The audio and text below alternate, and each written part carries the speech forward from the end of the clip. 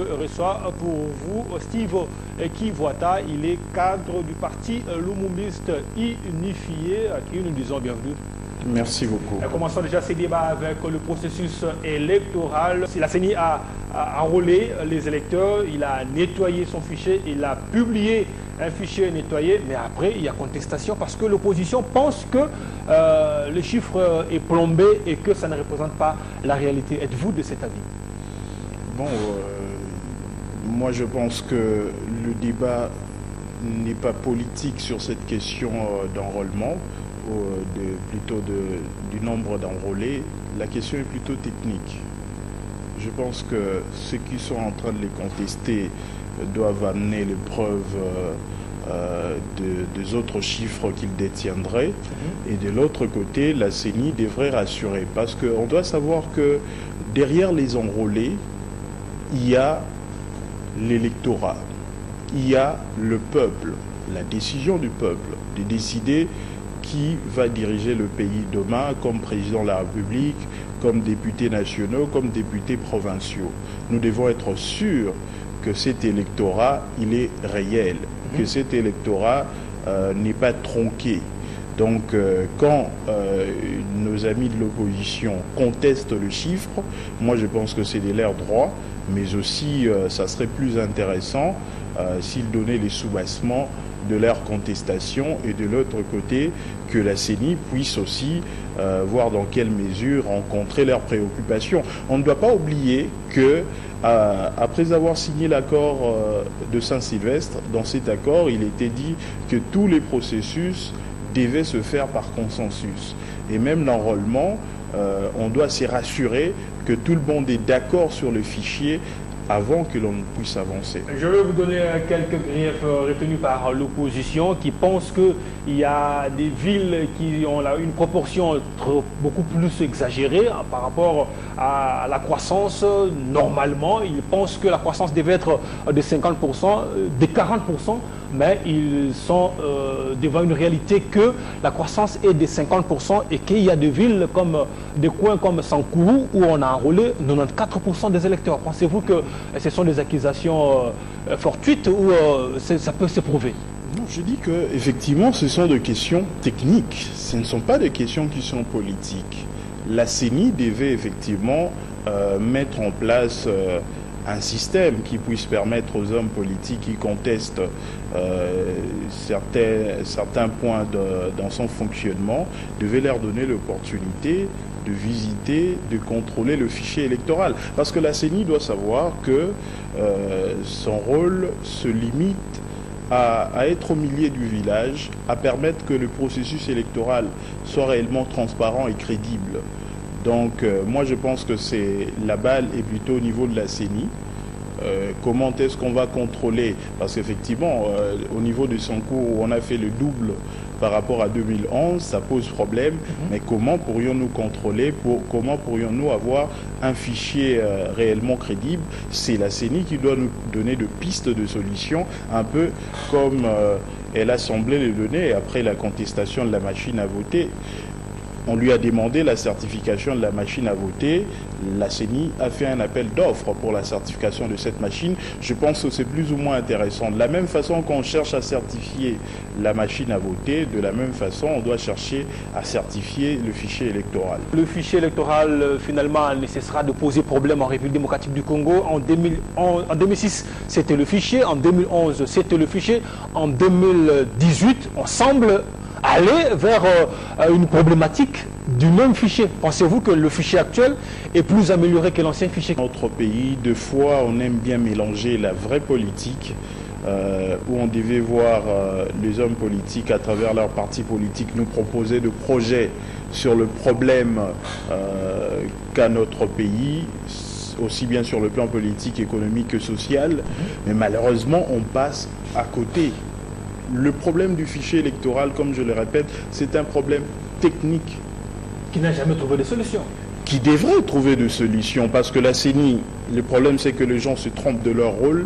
La CENI, c'est cette église au milieu du village qui devait chaque jour chercher à rassurer tout le monde. Et de l'autre côté, les opposants devaient avoir aussi leurs experts techniques sur tous ces genres de questions. Et la CENI, lorsqu'il y a contestation, elle devait déjà s'organiser. Savoir que les gens risqueront de douter sur elle, elle devait s'organiser pour voir comment rassurer la classe politique, que ce soit la majorité, que ce soit l'opposition. Mais ce qui pose problème, c'est effectivement ces processus-là, ces systèmes de rassurer tout le monde qui ne marchent pas. Vous êtes juriste Steve Kivota, la CENI a radié 5 millions de doublons et autres mineurs et par la suite a porté plainte contre les mêmes radiés. Pensez-vous que juridiquement il est possible qu'il y ait un tel procès contre des doublons à la hauteur de 5 millions d'individus? Oui, ça peut se faire au fur et à mesure. Je pense que là, on pourrait entrer plus ou moins dans l'infraction du faux. L'infraction du faux du moment où on détiendra toujours la deuxième carte qui est la preuve du faux. On peut faire le procès pendant 2 ans, 3 ans. Donc effectivement, il faut commencer à... Sans oublier que la CENI avait dit que les doublons allaient être arrêtés au même moment de leur enrôlement parce qu'il y aurait un dispositif qui allait déclencher, je ne sais pas moi, une alarme pour arrêter les doublons, ce qui n'est pas arrivé. Malheureusement, là je pense que la question devra être un peu plus posée au président de la CENI. Qu'est-ce qui a fait que ce système n'a pas pu marcher? Mais au moins, je pense qu'on doit être regardant. Moi, j'aimerais bien voir nos parquets s'activer pour effectivement arrêter tous ces doublons parce qu'il faut attaquer la tricherie d'où qu'elle puisse venir. Maintenant qu'on voit que la tricherie peut deux fois venir du peuple, alors attaquons ces citoyens qui veulent bien tricher et parfois soutenir des gens en n'ayant pas la qualité requise. Présentement, quelle serait pour vous la plus grosse inquiétude? Est-ce la machine à voter ou c'est maintenant le fichier électoral? Les deux. Les deux. Parce que, ben non, mais la machine à voter, d'une part, parce que jusque-là, personne ne semble être rassuré par elle. Même pour le Palou? Il y a eu, moi je pense que ici je n'engage pas le Palou. C'est son secrétaire permanent qui peut parler pour le compte du Palou, mais on sait que l'accord de Saint-Sylvestre nous a dit que toute décision qui serait prise lors de cette période, après 2016, devrait se faire par consensus. Et on ne peut accepter qu'une bonne frange de la classe politique ne puisse pas être d'accord avec la machine à voter, mais que l'on puisse quand même y aller. C'est vrai que la CENI, en adoptant le système de certification, la CENI a fait l'appel d'offres, elle tend effectivement à vouloir rassurer ceux qui ne veulent pas de cette machine.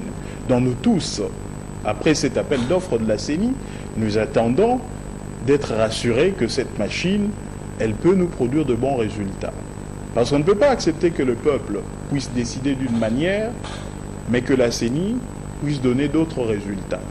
Donc la machine peut poser problème. Et deuxièmement, c'est toujours la question du peuple. Lorsque le peuple, c'est-à-dire la majorité, ceux qui ont la majorité requise, c'est-à-dire plus de 18 ans, on estime que ce n'est pas 40 millions, c'est exagéré ou c'est moins. Ça pose toujours le problème de la crédibilité des élections. Donc les deux questions sont liées. Et en dehors de ça, c'est la question financière qui peut nous poser de problèmes en termes de temps. Eh bien, ces questions sont liées. La CENI doit se mettre au milieu du village et nous rassurer, nous tous. Et pendant ce temps, l'opposition demande un audit indépendant, international. On ne sait pas réellement si elle doit être indépendante ou international audit en question. Pensez-vous qu'avec les 8 mois qui restent pour le scrutin, il faille un audit au niveau de la CENI pour certifier ce fichier électoral? Moi, je pense qu'on devrait se mettre d'accord pour savoir que dans notre pays, tellement qu'on n'est jamais d'accord sur rien, ce genre de questions devait déjà être prévu, même dans le calendrier électoral. Vous insinuez que le nonisme est devenu absolu? Eh bien, qui ne sait pas que dans notre pays, le politicien congolais nous donne l'impression, et même nous, entre autres, de s'être mis d'accord, de ne jamais se mettre d'accord. Tout le monde le sait. D'ailleurs, ce n'est pas pour rien qu'on a eu autant de dialogues depuis 1960. Parce que finalement, lorsqu'on se met d'accord, quelques temps après, on revient sur ce qu'on s'est entendu. Donc c'est un problème. C'est un problème de méfiance généralisée. Et ça atteint même le niveau du peuple. Le peuple commence aussi à se méfier de tous les hommes politiques. Il sait que bon, les hommes politiques, ils font la politique pour se la mettre plein le poche. Et ces problèmes, effectivement, de méfiance généralisée devraient nous amener, à chaque fois qu'on fait une chose, surtout d'une aussi plus grande importance que les élections, qui nous permettent d'avoir nos dirigeants, il faudrait qu'on mette le contrôle aussi par après. Si les contrôles sur le plan national, on sait qu'on ne peut jamais se mettre d'accord si c'est un national qui certifie un processus, alors mettons-nous d'accord qu'on est toujours de partenaires internationaux qui viennent un peu nous taper le poing sur la tête pour que l'on soit sur la ligne. Et on va terminer avec cette préoccupation avant de changer de thématique. Les contestations et le rejet se succèdent finalement dans ce jeu politique. Steve Kivota, allons-nous droit vers un mur parce que déjà une frange de l'opposition rejette un fichier qui est un élément important dans ce vote, ou allons-nous exactement dans un vide ou vers un mur? Non, moi je pense que les hommes politiques congolais, nous devons être sincères envers nous-mêmes. Parce que deux fois, dans la politique congolaise, on privilégie plus le jeu politique que les enjeux du pays. Vous verrez que dans ce débat, on ne se pose pas la question, eh bien, tous ces millions de jeunes qui n'ont pas d'emploi. Et chaque année, 2 millions entrent dans les marchés de l'emploi ou le marché du chômage. 2 millions. Parce que nous produisons des jeunes universitaires, ceux qui atteignent l'âge... Et pendant ce temps, tout le monde se fait appeler nationaliste. Voilà. Mais on ne fait pas le débat sur l'emploi. Comment créer l'emploi? Les hommes politiques débattent sur des questions mineures. Eh bien, aujourd'hui, on a un problème de route. Aujourd'hui, nous avons un problème d'électricité. La télé 50, on paye le prix 2 fois. Et bien sûr, toutes les chaînes. Mais quels sont ces hommes politiques qui nous amènent de projets pour nous dire comment ils vont résoudre ces problèmes d'électricité, comment ils vont résoudre ces problèmes d'eau, comment ils vont résoudre ces problèmes de pauvreté? Un Congolais vit avec 1,4 $ par jour, la moyenne. Il y en a qui vivent avec moins que ça. Mais nous, on ne fait jamais ce genre de débat. On se préoccupe sur les départs de gestionnaires, on se préoccupe sur des questions sur lesquelles on ne se met jamais d'accord. Vous l'avez dit, les fichiers électoraux, c'est depuis 2006-2011 qu'on n'arrive jamais à savoir comment est-ce qu'on peut se mettre d'accord sur le fichier électoral. C'est inacceptable. Voilà, nous allons évoluer dans le débat pour prendre la deuxième thématique liée à la conférence internationale des donateurs de la RDC qui a vécu à Genève en Suisse, et la conférence a pondu, si je peux le permettre comme ça, 500 millions de dollars sur le 1 milliard et plus, ou même 2 milliards qui étaient annoncés. Pensez-vous que finalement c'est un échec et une réussite pour la RDC, qui en tout cas n'a pas participé à cette conférence? Non, moi je pense que autant le fait de refuser de participer à cette conférence, autant aujourd'hui par exemple le problème de la maison Schengen, on devrait éviter de se battre contre le vent. Moi je suis d'un parti plutôt nationaliste, j'aime bien défendre la dignité de notre pays, mais on ne doit pas être en négation de nos faiblesses. Nous avons besoin des appuis des autres. Nous avons un peuple, comme je l'ai dit, qui vit dans la pauvreté, et même pire, disons-le, dans la sous-pauvreté. Parce que la pauvreté, on les définit par rapport à une personne qui vit avec 1,8 $ par jour. Nous, on est à 1,4 $. Merci. Ce qui veut dire qu'on est en dessous de la pauvreté. Vous êtes de ceux qui pensent qu'il y a crise humanitaire en République démocratique du Congo? Parce que la crise humanitaire est liée forcément à la crise sociale. Parce que lorsque vous avez déjà un peuple qui vit avec la moyenne, 1,4 $ par jour, est-ce que ce peuple peut résister à une inondation? Est-ce que ce peuple peut résister par exemple à la chasse, quand on a eu à chasser des Congolais de Brazza? Il faut le voir. Ceux qui sont en train de vivre à côté de trains, aux emprises de rails, eh bien, comment est-ce qu'on peut considérer que notre pays ne vit pas une crise humanitaire? Nous allons prendre le dernier élément par rapport à cette conférence. La surqualification de la RDC, qui était en L3, et les victimes qui ont été multipliées alors que ce n'est pas le nombre exact. La conférence humanitaire de Genève, annoncée en grande pompe et qui devait rapporter plus d'1,5 milliard de dollars, n'a accouché que de quelques maigres divers américains sur fond d'absence et de renoncement de plusieurs convives qui ont préféré botter en touche en solidarité avec la République démocratique du Congo de Joseph Kabila, faussement présentée et diabolisée. D'abord, côté présence, à peine 3 ministres et quelques chargés d'affaires qui ont préféré se limiter aux déclarations de principe.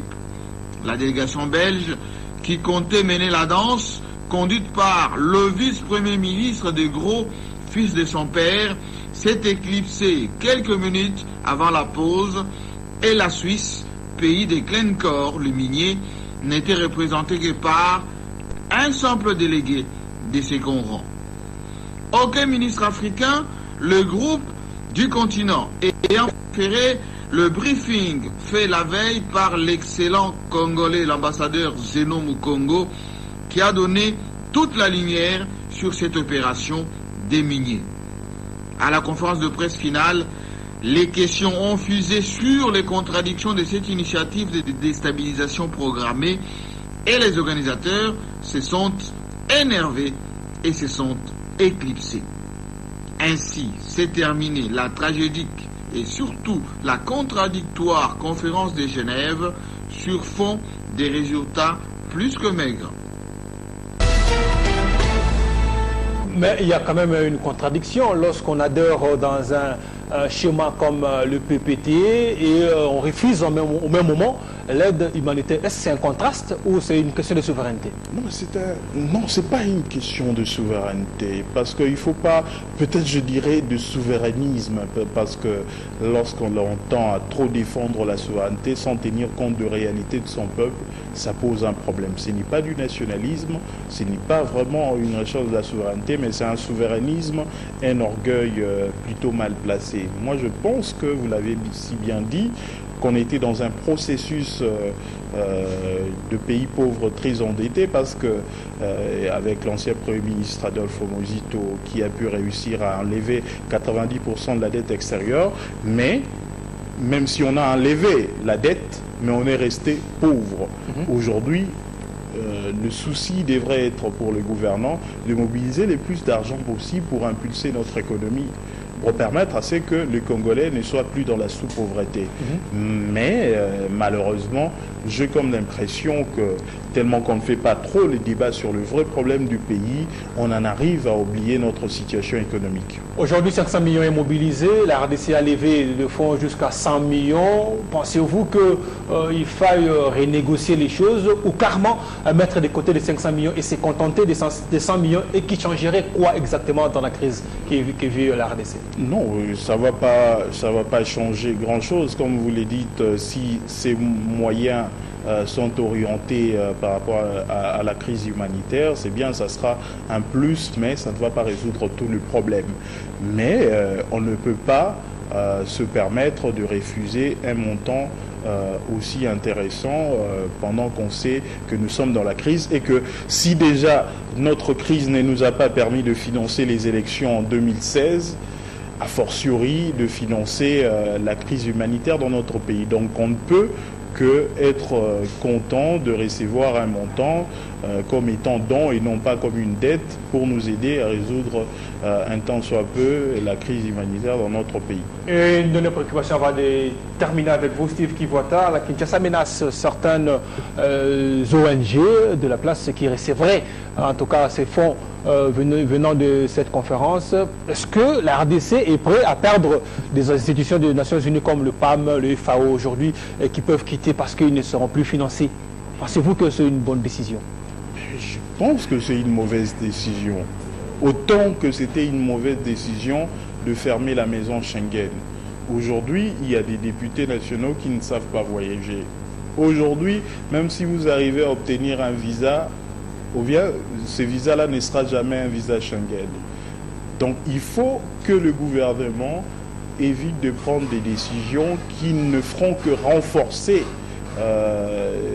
la situation chaotique de la population, c'est qu'elle est en train de vivre sur le plan social. Je pense que ce problème de dons aujourd'hui, l'UNICEF, PAM, tous ces structures des Nations Unies, tous ces programmes aident un tant soit peu la population congolaise dans sa misère. Moi, je pense que le gouvernement devra renégocier ces questions. Là, à la fin de ce News Hebdo, Steve Kibwata, je vous remercie d'avoir accepté notre invitation. C'est moi qui vous dis merci. Et je rappelle que vous êtes cadre du Parti Lumumbiste Unifié. Effectivement. C'est la fin de ce News Hebdo. Je vous dis merci de l'avoir suivi et vous fixe rendez-vous pour un prochain numéro.